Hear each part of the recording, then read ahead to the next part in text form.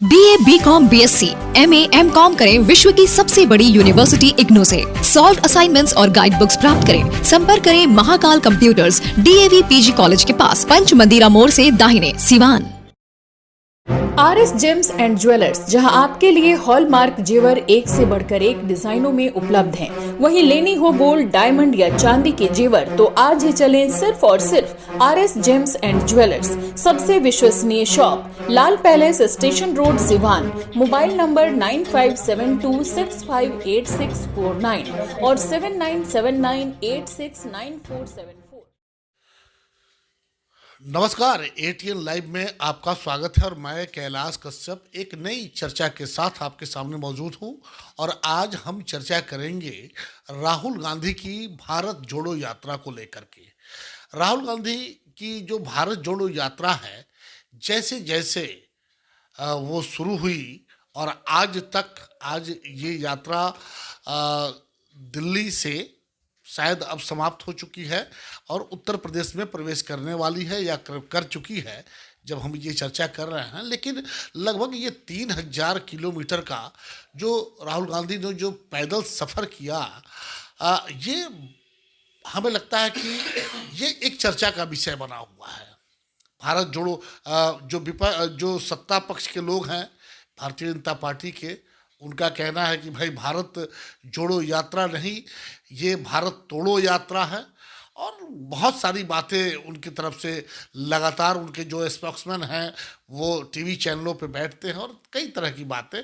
अभी हाल ही में, ये तो जनवरी का महीना है और इस कड़ाके की ठंड में राहुल गांधी वो टी-शर्ट पहन के और सीधे जनता के बीच में है, जनता के साथ चलते हैं, जनता से बात करते हैं, जनता के दुख दर्द को समझते हैं और लगातार सुर्खियों में हैं। हालांकि उनको जितना ये मिलना माने उनको स्थान मिलना चाहिए था जो हमारे देश के बड़े बड़े चैनल हैं, लेकिन उनकी परिस्थिति के बारे में भी अब बताने की ज़रूरत नहीं है। लोग जानते हैं कि भाई वो उनकी एक मजबूरी है, वो नहीं दिखा सकते हैं, वो भी सरकार के से बंधे हुए हैं। तो ऐसे बहुत सारे सवाल हैं जिसको लेकर के हम अभी सिवान के जाने माने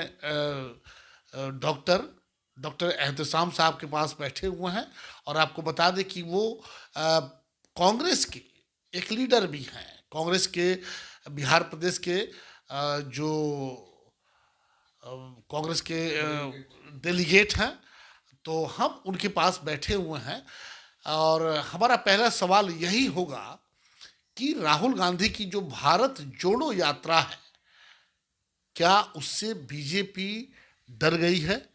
डॉक्टर साहब, सबसे पहले तो आपको बहुत बहुत धन्यवाद और आपके तमाम व्यूअर्स को आदाब, नमस्कार और नए साल की हार्दिक शुभकामनाएं, मुबारकबाद। नया साल है और ज़रूर एक नया अंदाज़ आपको सियासत का जो है वो देखने को मिल रहा है।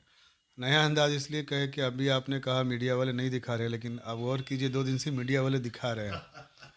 आज कहीं ऐसा तो नहीं कि वो हवा का रुख, वो भी आज सुबह यूं ही आज तक जब मैंने खोला तो मुझे बड़ा ताज्जुब हुआ कि आज तक पे लाइव रिपोर्टिंग चल रहा था।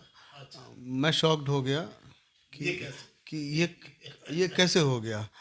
तो बिल्कुल ये जो नया साल है, इससे बहुत सारी नई उम्मीदें वाबस्ता हैं, आवाम की बहुत सारी अपेक्षाएं हैं और आवाम जो है अपनी उम्मीदों को राहुल गांधी के शक्ल में देख रही है। और बिल्कुल ये जो मीडिया का जो चलन है, कहीं ना कहीं हवा का रुख भांप रहा है और वो भी इस तैयारी में है कि बदली हुई व्यवस्था में कहीं ऐसा ना हो कि कटघरे में खड़े होकर के अपने जुर्मों का हिसाब देना पड़े, तो वो भी फेस सेविंग एक्ट में लग गया। हिसाब की आप जब बात करते हैं तो हमें लगता है कि डॉक्टर साहब हिसाब तो देना पड़ेगा, क्योंकि आप हो या जो भी हो, कांग्रेस भी देश में एक लंबे समय तक शासन किया और जनता ने उस पर जो भी आरोप लगाए उन्हें सत्ता से बाहर कर दिया। आज बीजेपी सत्ता में है, 8 साल 9 साल भी होने जा रहे हैं, अब अगले अगले साल फिर से चुनाव होने वाले हैं। तो हिसाब की जब बात, तो जनता तो भाई तौलती है कि आपने क्या किया। तो ये अब तो 24 में तय होगा, लेकिन 24 आते आते जिस तरह से राहुल गांधी ने यात्रा शुरू की और लाखों की जो भीड़ दिखाई दे रही है, क्या उस भीड़ से बीजेपी डर रही है? यकीनन डर रही है, क्योंकि बीजेपी की जो पूरी दुकान है वो नफरत का व्यापार करने वाली दुकान है। आज भारत जोड़ो यात्रा की जो थीम है, नफरत छोड़ो भारत जोड़ो, इस थीम से वो डर रही है।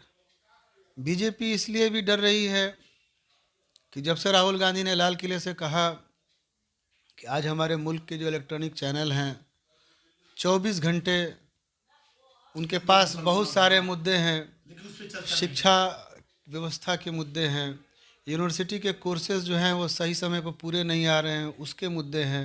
अरे सबसे बड़ा तो महंगाई, जिसे हर आम आदमी त्रस्त। नहीं, 45 साल में सबसे ज़्यादा बेरोज़गारी है, उसके मुद्दे हैं।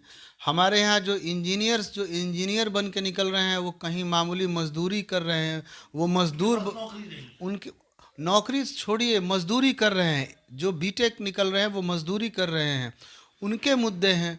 लेकिन हमारे यहाँ जो बहालियाँ निकल रही हैं उसके पर्चे लीक हो जा रहे हैं, उसके मुद्दे हैं। हमारे यहाँ बहालियों की परीक्षाएं सही समय पर नहीं हो पा रही हैं, उसके मुद्दे हैं। मुद्दों की तो आवाम से जुड़े हुए इतने मामलात हैं कि अगर वाकई टीवी पर बहस हो तो 365 दिन में ऐसा कोई भी शो नहीं बचेगा जिस पर कि आवाम से जुड़ा हुआ मुद्दा, कभी किसान के खाद का मुद्दा है, कभी अभी जो महंगाई की आपने बात की, ये अपने आप में बड़ा मुद्दा है। रुपये का अवमूल्यन जो कि आज डॉलर के मुकाबले रुपया अपने रिकॉर्ड स्तर को भी पार करता जा रहा है और एक वाकई कहीं ना कहीं वर्ल्ड रिकॉर्ड बनाने जा रहा है।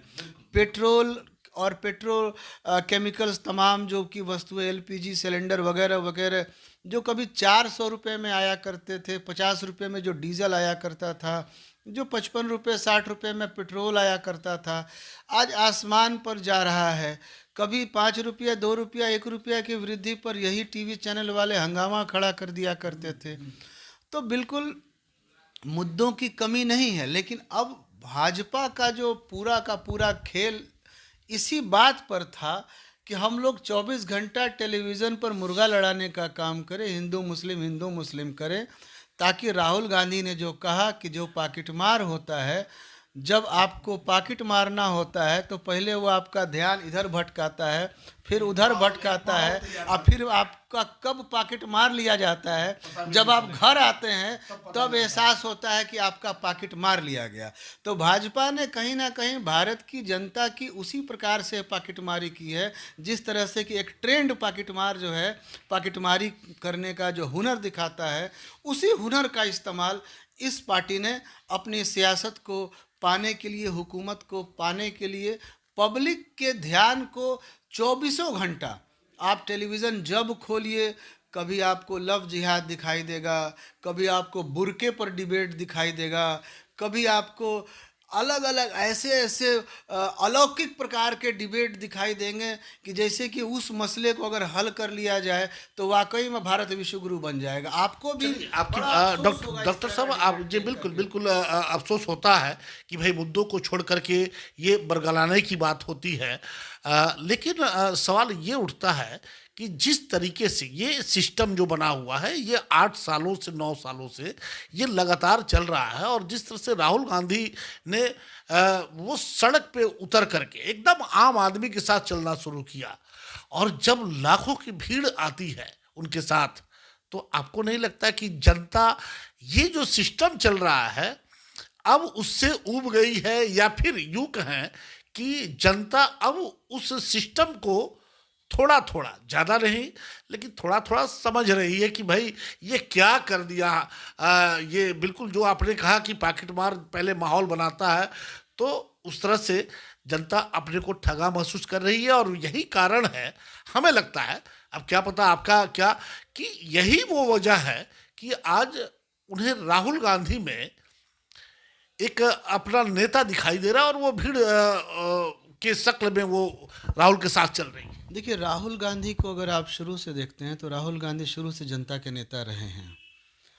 ये हुकूमत हज़ारों करोड़ डाल करके, झूठे प्रोपेगेंडा करके, अलग अलग तरीके का फेक वीडियो, आईटी सेल लगाया, लेकिन तब भी हमारे नेता आपको नहीं लगता कि आईटी सेल वगैरह का ये भेद खुल चुका है?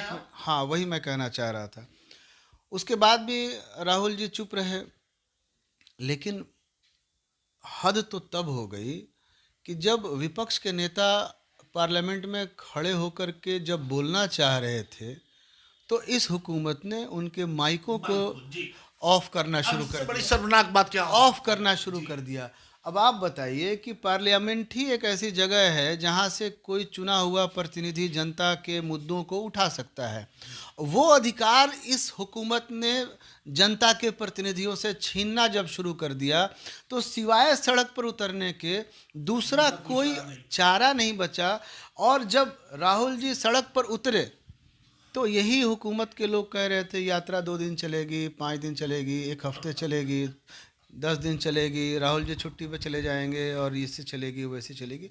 लेकिन पब्लिक ने देखा कि इस 8 साल में यही एक नेता है जो कि महंगाई पर लगातार टिका हुआ है, यही एक नेता है जो कि रोजगार पर लगातार टिका हुआ है, यही एक नेता है जो कि बॉर्डर पर आज जो चाइना का इंक्लूजन लगातार बढ़ता जा रहा है, ये लगातार उस मुद्दे पर टिका हुआ है। यही एक नेता है जिस नेता ने जितनी भी भविष्यवाणी कोरोना को लेकर के, जितना आगाह सरकार को किया और सरकार ने इनकी बात नहीं मानी और देश को बड़ा खामियाजा उठाना पड़ा। तो राहुल गांधी का जब सच निकल करके अवाम के बीच में पहुंचा तो अवाम को एक ईमानदार लीडरशिप दिखाई देती है, और एक ईमानदार लीडरशिप, एक दिल से निकली हुई बात जो है वही राहुल गांधी की बात है। और अवाम दिल से दिल का रिश्ता आज बना चुकी है राहुल गांधी के साथ। तो यही लोग जो कल तक कहते थे कि 10 लोग चलेंगे साथ में तो 100 लोग चलेंगे तो ये नहीं जुटेगी, तो ये केरल में तो भीड़ है, वहाँ कांग्रेस के लोग हैं, ये हिंदी पट्टी में आके फेल कर जाएगी, तो मध्य प्रदेश में आए तो सुनामी आ गई हिंदी पट्टी में। फिर लोगों ने कहा दिल्ली में तो कांग्रेस का कुछ है ही नहीं है, सब कुछ ख़त्म है, कांग्रेस का बिल्कुल डूबी हुई पार्टी है, दिल्ली में तूफान आ गया। आज अभी हमारी जो यात्रा है वो बागपत में है, इस समय बागपत से गुजर रही है। और आज बागपत का अगर आप टीवी पर जा कर के फुटेज देखें तो वहाँ पर भी दिल्ली से ज़्यादा तूफान मचा हुआ है। और तो और जो तमाम लोग इसको एक कुछ इलाके में या कुछ हिस्से में महदूद करके देख रहे थे, अब तो ये जो आवाज़ है जन जन की आवाज़ हो चुकी है। चूँकि अब आप देखिए कि इससे जुड़े हुई सह यात्राएँ पार्टी जो है अब हर जगह से निकालना शुरू कर दी है। बिहार में कल से तो डॉक्टर साहब, हमारा सवाल फिर वही अब जो हमने शुरू में किया था कि क्या भाजपा डर गई है राहुल गांधी के इस भारत जोड़ो यात्रा से? और ये डर इसलिए, ये डर शब्द मैं इसलिए इस्तेमाल कर रहा हूँ कि अब चीन में क्या है हमें पता नहीं है, लेकिन हमारे देश में अभी कोरोना कहीं और ऐन वक्त पे कोरोना को लाया गया कि भाई अब ये यात्रा बंद होनी चाहिए, जबकि इनकी सभाएं चल रही थी।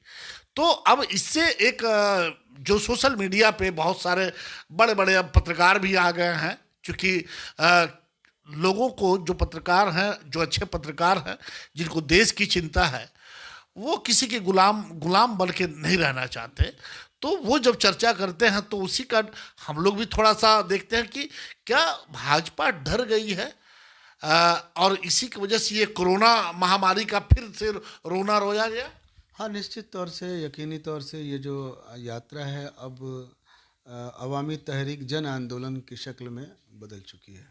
और ये आंदोलन उसी प्रकार का आंदोलन है कि जब कभी सुना जाता था कि सिंहासन खाली करो कि जनता आती है, तो जनता साथ जुड़ चुकी है। और 24 का जो पूरा का पूरा सिस्टम है, जिस सिस्टम को इन्होंने एक झूठ की बुनियाद पर खड़ा किया था, एक ऐसा किला जो नफ़रत के सीमेंट और नफ़रत के बालू से जोड़ करके बनाया गया था। राहुल गांधी ने कहा कि हम नफ़रत की बाज़ार में मोहब्बत की दुकान खोलने चले हैं। तो इस देश की जो मिट्टी है, इस देश की जो रूह है, वो कैलाश कश्यप और एहतशाम अहमद की मोहब्बत है, और यही हिंदुस्तान है। तो जब पूरी के पूरे भारत में राहुल गांधी ने जब 3000 से ज़्यादा, अपने आप में एक ऐतिहासिक यात्रा है। इतिहास में ऐसी इतनी बड़ी कोई यात्रा अभी भारत ने नहीं देखी, जिस यात्रा में हज़ारों किलोमीटर तक लाखों करोड़ों लोगों ने उस यात्रा को गवाही के तौर पर, चाहे यात्री के तौर पर, साथ में उस यात्रा का साथ निभाया हो। ये अपने आप में अलौकिक यात्रा है, एक ऐतिहासिक यात्रा है। तो यकीनी तौर से सिंहासन तो इनका हिल रहा है। और अच्छा, एक सवाल बीजेपी के जो स्पोक्समैन हैं, जो लगातार आप लोगों से करते हैं कि भाई ये राहुल गांधी का टी शर्ट जो है, इसका राज वो पूछ रहे हैं कि भाई वो बता दो यार, कि हम लोग भी पहने कम से कम। ये जो ठंड में एक टी शर्ट कितना गर्मी फैलाए हुए है कि देश का सिंहासन भी डोल रहा है। देखिए, कहीं ना कहीं राहुल गांधी एक दृढ़ संकल्प वाले व्यक्ति का नाम है, और टी शर्ट पे बात करना, जूते पे बात करना, ये निजी बात है, ये निजी बात है। अब राहुल गांधी ने से जब ये सवाल पूछा गया, जब वो अटल जी और बाकी जगह पर जब वो पुष्प चढ़ाने गए थे, तो मीडिया ने पूछा, तो उन्होंने कहा कि अभी हमें ठंडा नहीं लग रहा है, जब ठंडा लगेगा तो जैकेट पहन लेंगे। तो बात ख़त्म हो गई। तो अब बीजेपी के पास कोई मुद्दा नहीं है। राहुल गांधी ने जूता कौन सा पहना, राहुल गांधी ने टी शर्ट कौन सी पहनी है, राहुल गांधी ने, अरे भैया, आपने जनता से कौन से वादे किए थे? 2 करोड़ सालाना रोजगार देने के वादे। आपने जनता से कहा था कि बहुत हुई महंगाई की मार, अब की बार मोदी सरकार, बीजेपी नहीं, मोदी सरकार। तो ये तमाम जो आपने बातें कही थी, उन बातों को आप ज़रूर जनता से बताइए कि आप इन बातों को या तो आप खुल के आके बोलिए कि हम असफल हो चुके हैं, या बताइए कि हम पूरा कितना कर चुके, कितना छोड़ दिए हैं, कितने दिन में इतना हम पूरा कर लेंगे। दरअसल इन्होंने जितने भी वादे किए थे, इनसे अगर पूछा जाए कि कितने स्मार्ट सिटी बने, तो इनके प्रवक्ता दाहिने बाएं झांकने लगेंगे। 22 में इन्होंने कहा था कि सभी लोगों के पास मकान होगा। इन्होंने, मोदी जी ने कहा था कि 2022 में सबको मकान दे देंगे। अभी भी फुटपाथ पर जाके देखिए क्या हालत है इस सर्दी के दिनों में। तो इन्होंने एक झूठ का जो किला बनाया था, उस झूठ के किले को आवाम के दुख दर्द में जब बैठ करके राहुल गांधी ने बातचीत करना शुरू किया, तो पहली बार आवाम को लगा कि दिल्ली से कोई आदमी उतर करके उसके नज़दीक बैठा है और उससे पूछ रहा है, किसान से पूछ रहा है, मजदूर से पूछ रहा है, व्यापारी से पूछ रहा है, नौकरी पेशा लोगों से पूछ रहा है, मछुआरों से पूछ रहा है, छात्रों से पूछ रहा है, छात्राओं से पूछ रहा है कि आपकी तकलीफ़ क्या है। होना तो ये चाहिए था कि मोदी जी यात्रा करते और मोदी जी किसानों से पूछते, मोदी जी छात्रों से पूछते, मोदी जी मजदूरों से पूछते।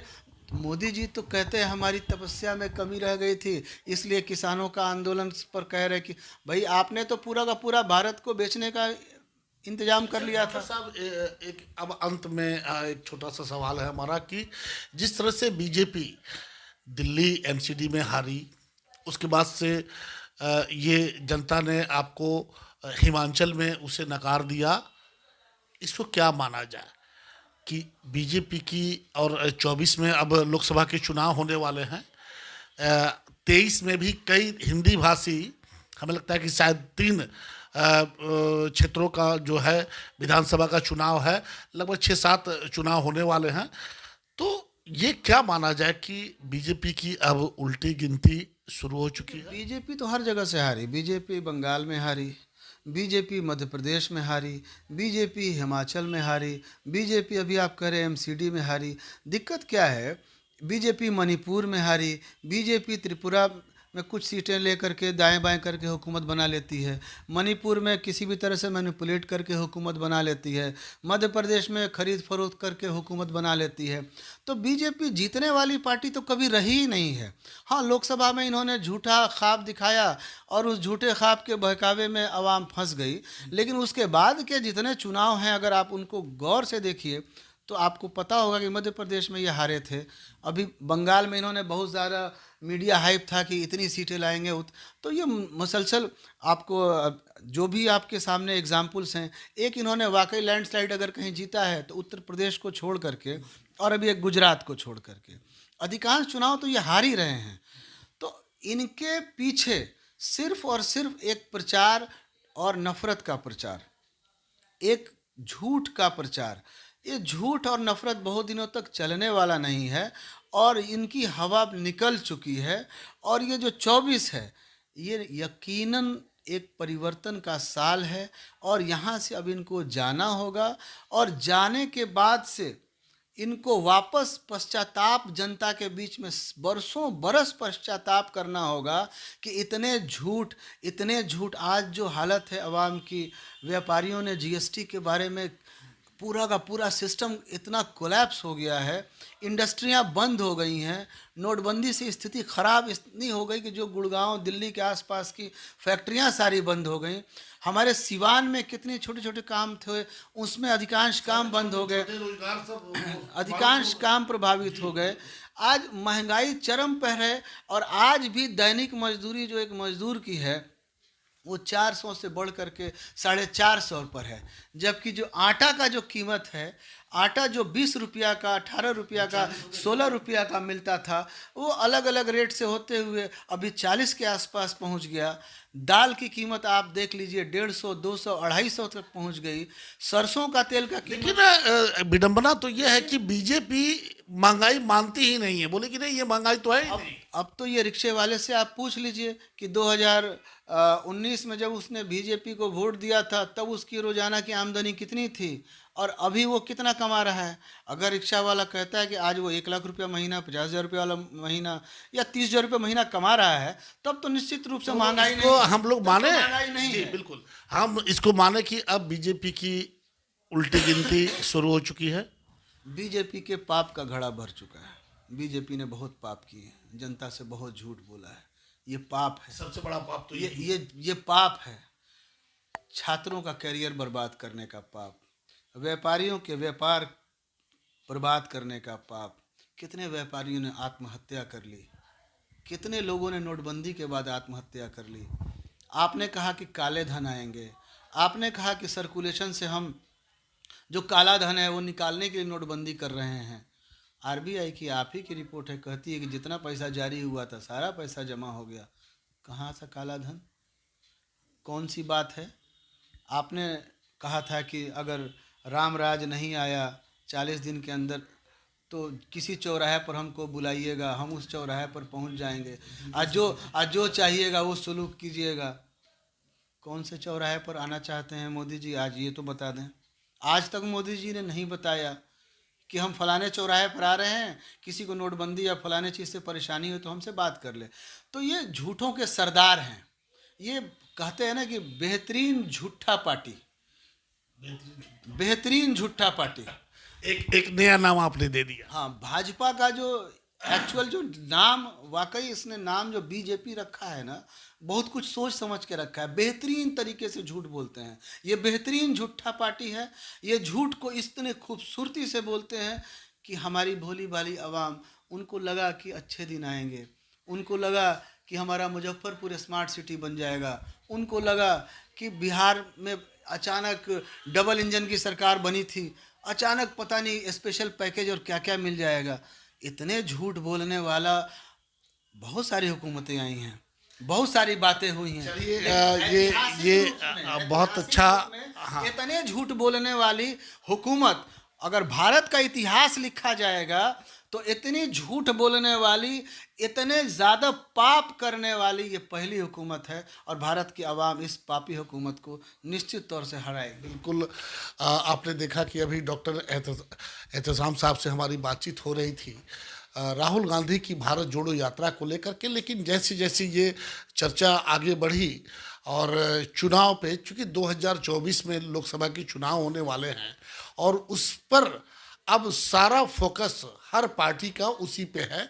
और बीजेपी के लगातार जिस तरह से, चाहे वो दिल्ली एमसीडी का मामला हो या फिर हिमाचल का, और लोगों ने इन्हें बीजेपी को नकारना शुरू किया है। तो हमने ये सवाल किया था कि बीजेपी का क्या उल्टी गिनती अब शुरू हो। अब टेंशन से हो जाए मुक्त, क्योंकि न्यू कलावती मैरिज हॉल लेकर आया है आकर्षण पंडाल के साथ बहुत बड़ा कैंपस, और वह भी फुल्ली डेकोरेशन के साथ।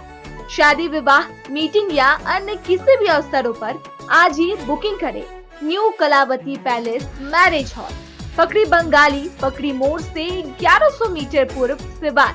कॉल करें 9631261128। प्रोप्राइटर अजय कुमार प्रसाद। तंत्र मंत्र के बादशाह, भारत के जाने माने सर्वश्रेष्ठ गुरु खान बंगाली। मिलेगा हर समस्या का समाधान गारंटी के साथ। बेटी की शादी के लिए बहुत से रिश्ते आते थे, पर कोई न कोई अड़चन पड़ जाती थी। इसी वजह से मेरा पूरा परिवार बहुत परेशान था। बाबा जी की दुआओं से आज मेरी बेटी एक बड़े घर की बहू बनी।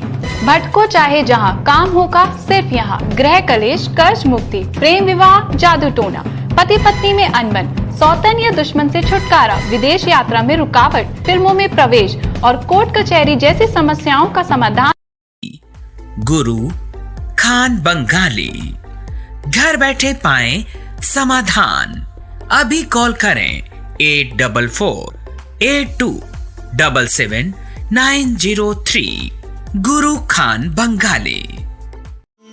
Doctor Gorakh Prasad BSD hospital private limited, doctors colony, Gaushala road, Vijayhata, Siwan एवं न्यू सेंटर, बगहुत नगर, बरियारपुर, पचरुखी, सिवान, जहां बीएसडी हॉस्पिटल के सुप्रसिद्ध चिकित्सक डॉक्टर गोरख प्रसाद की देखरेख में डॉक्टरों की एक बेहतरीन टीम कर रही है मरीजों का इलाज। वहीं बीएसडी हॉस्पिटल एवं पारा मेडिकल इंस्टीट्यूट लेकर आया है कम खर्च में डॉक्टर बनने का सुनहरा अवसर। रन बाय दल सिंगार बाबा मेमोरियल ट्रस्ट। हमारे यहाँ BAMS AM BNYS DSW DNA ANM doctor pharma BEMS MDEH course के लिए नामांकन शुरू है। तो आज ही चलें doctor Gorakh Prasad BSD hospital private limited, BSD hospital एवं पारा मेडिकल इंस्टीट्यूट सिवान। संपर्क नंबर है 9931503081। वही दूसरा संपर्क नंबर है 9835870298।